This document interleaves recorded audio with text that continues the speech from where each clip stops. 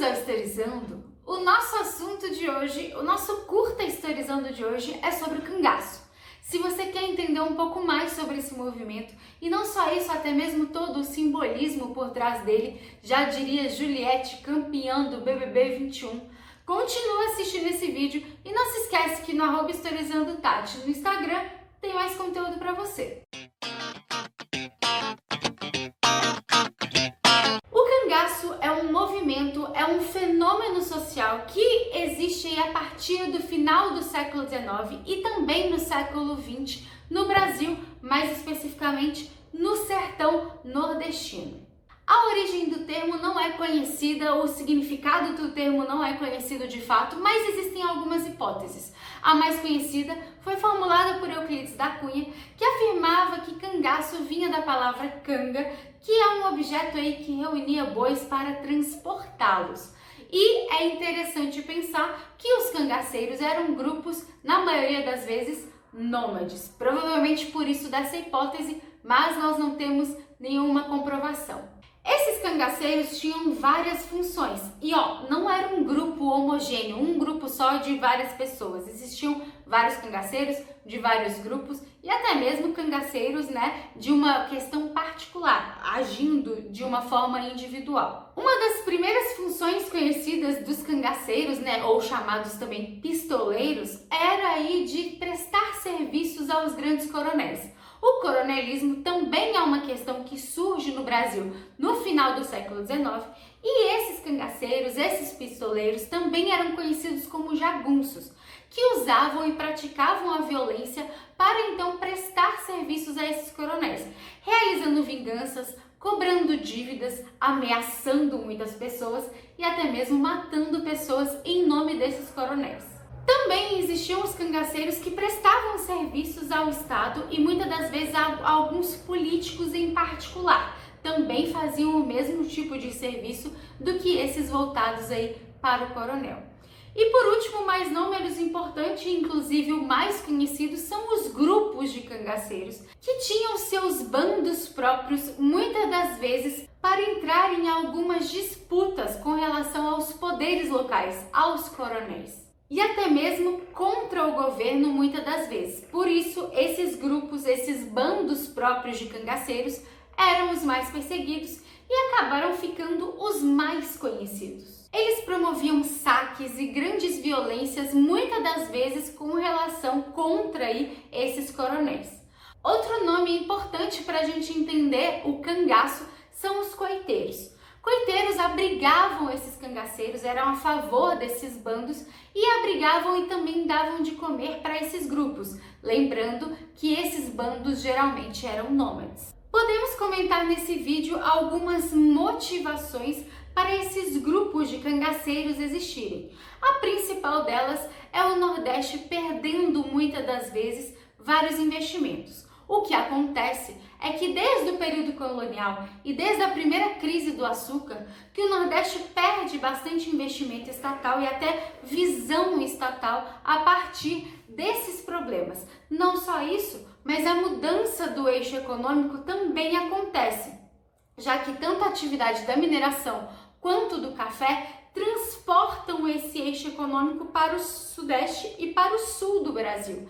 E isso sim deixa muitas das vezes o Nordeste de lado. E a gente sabe que não é só o cangaço, que acontece com esse movimento aí contrário a isso. Nós temos inúmeras revoltas acontecendo também no Nordeste. Além disso, o próprio coronelismo incentiva bastante o surgimento do cangaço, já que existia esse poder bastante desigual e não só isso, mas grandes latifúndios concentrando terras em poucas mãos. E não só isso, mas essas terras e esse coronelismo dava poderes incalculáveis para esses coronéis nessas regiões. Mesmo porque, como a gente disse aqui, o Estado muitas das vezes ignorava o Nordeste e aí sobrava para esses grandes coronéis todo esse poder. Se você gosta desse tipo de conteúdo, não esquece de deixar o seu like e de se inscrever nesse querido canal. Outro fator importante para a gente entender não só o cangaço, mas os grandes problemas sociais que aconteciam no Nordeste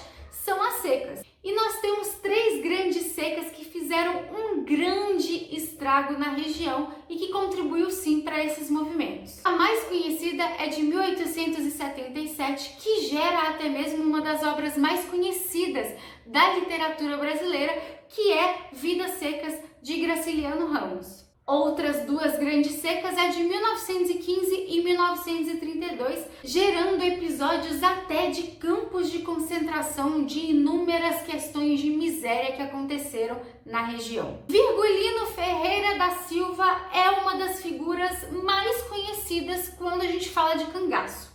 Não sabe de quem eu tô falando? Eu tô falando do Lampião. Lampião, um apelido que ele mesmo deu para si, provavelmente devido aí aos tiros de rifle que ele dava e gerava aí grandes clarões como se fosse um lampião. A origem da entrada dele para o cangaço não é de fato conhecida, mas o que se sabe é que existiu aí um conflito, um confronto entre famílias que envolveu a figura assim de um coronel, e Lampião acaba entrando de um grupo desses para então gerar vingança graças a todos esses conflitos. Em 1922 ele acaba se tornando um líder do grupo de cangaceiros que ele estava, e esse grupo acabou percorrendo vários lugares como Pernambuco, Paraíba, Alagoas, e não só isso, mas em 1926 acontece um grande encontro, que é o Lampião, que é o Virgulino, com o Padre Cícero, uma figura também de bastante relevância nesse momento da história brasileira, principalmente na região Nordeste. Esse encontro, além de gerar um grande sermão do Padre Cícero com o Virgulino, com o Lampião, também gera aí um acordo, uma tentativa de acordo que Padre Cícero propõe para o Lampião e o seu grupo que combatessem a coluna Prestes que estava acontecendo naquele momento. Em troca desse combate, Padre Cícero e o Estado ofereceu aí para o Virgulino e para o seu grupo tanto a anistia, o perdão de todos os crimes que eles tinham cometido, quanto armas para então entrar nesse combate e até mesmo uma patente do exército para Lampião. Porém, chegando em Pernambuco, o grupo de Lampião acaba sendo atacado pela polícia e Lampião percebe que essas promessas foram quase todas furadas. Mas ele consegue sim um bom armamento e acaba se tornando uma figura mais perigosa e mais temida ainda, justamente por ter um armamento mais avançado para a época. No início da década de 30, Lampião conhece a Maria Bonita, que também é uma figura bastante conhecida aí e bastante usada como simbolismo do cangaço brasileiro, e eles acabam se unindo, acabam se casando, e a figura da Maria Bonita vai ser também muito importante para o cangaço, porque a partir dela a participação das mulheres aumenta bastante e ela vai ser sim conhecida por adentrar esse movimento e fazer muito por esse movimento. Na era Vargas, a gente sabe muito bem que o governo via a descentralização do poder, e não só isso, mas esses grupos regionais como inimigos. E os cangaceiros não foram nada diferentes. Foram bastante perseguidos durante toda a era Vargas e em 1938 esse grupo do Lampião sofre uma emboscada. Eles são mortos, degolados e suas cabeças espalhadas pela região nordeste do Brasil. E é a partir dessa emboscada e da morte de um dos principais líderes do cangaço é que esse movimento, esse fenômeno acaba entrando em declínio no Brasil. Existe uma grande discussão sobre esse movimento até os dias de hoje no Brasil. A gente fala que é um banditismo, que eles eram bandidos ou que eles eram heróis. Bom, uma coisa é fato, essa questão de Robin Hood brasileiro não existia, né? O que existiam eram grupos com interesses particulares, individuais.